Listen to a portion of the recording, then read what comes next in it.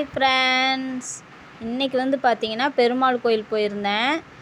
கிட்டத்தட்ட 11:15க்கு நான் போனேன். அப்போ வந்து திரை போட்டுட்டாங்க. சரி என்ன பண்ணுறது, அபிஷேகம் பண்ணுவாங்க, கொஞ்சம் நேரம் இருங்கன்னு பூசாரி சொன்னதுனால உக்காந்துட்டோம். என் தம்பி ஒய்ஃபும் வந்திருந்தா, என் சின்ன பொண்ணும் வந்திருந்தா.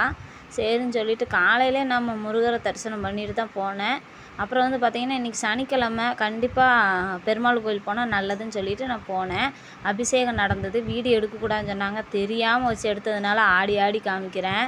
ஏன்னா எனக்கு வீடியோ தெரியாமல் எப்படியாவது ஒரு வீடியோவாவது எடுத்துடணும்னு சொல்லிவிட்டு மற்ற சாமி வெளியில் இருக்கிற சுற்றி இருக்கிற சாமி எல்லாத்தையுமே அழகாக எடுத்தேன்.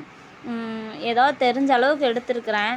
நல்லா இருந்துச்சு. ஆனால் பெருமாள் கோயில் சரியான பெரிய கோயில் இது. நீங்களும் முடிஞ்ச அளவு பெருமாள் கோயிலுக்கு போங்க. அங்கே வந்து பார்த்திங்கன்னா சக்கரை பொங்கலும் புளியோதரை, அப்புறம் வந்து இன்னொன்று என்னமோ கொடுத்தாங்க, அபிஷேகமும் கொடுத்தாங்க. அதை சாப்பிட்டோம். அப்புறம் சாப்பாடு போடுவோம், சாப்பிட்டு போங்க அப்படின்னு சொன்னாங்களா. சரி, கோயில் பிரசாதம் வந்து அதுவும் நமக்கு கிடைக்க புண்ணியம் பண்ணியிருக்கணும்.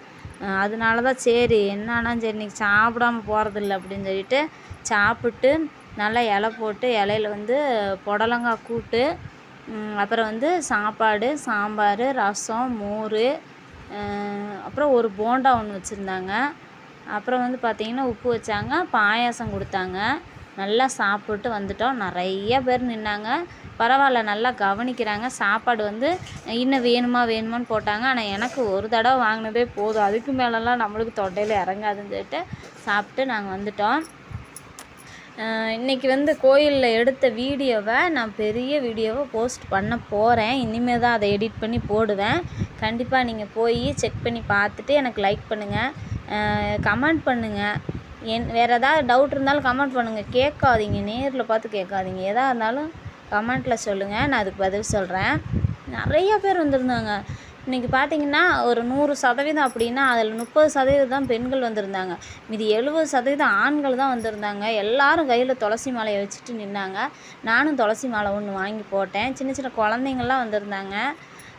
சக்கரை பொங்கல் பார்த்திங்கன்னா அப்பா, நான் இன்னும் அது மாதிரி தான் செய்யலான் இருக்கிறேன்.